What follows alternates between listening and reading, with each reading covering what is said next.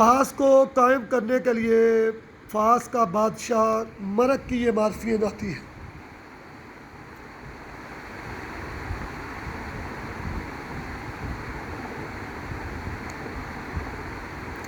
ये है मरक की मार्फियत।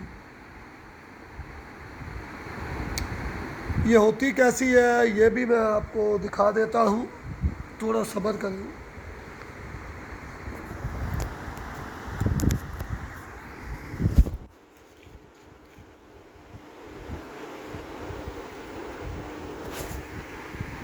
ये है मार्फियत।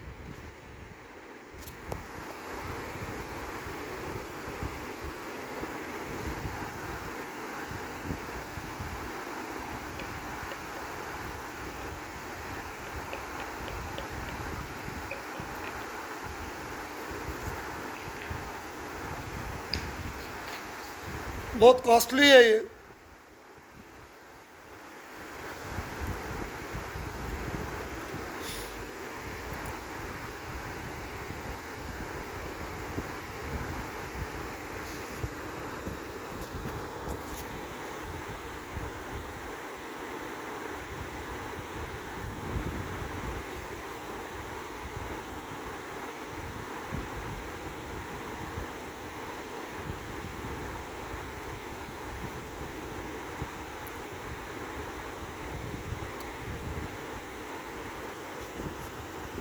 बेहतरीन मार्फियन फास को कायम करती है।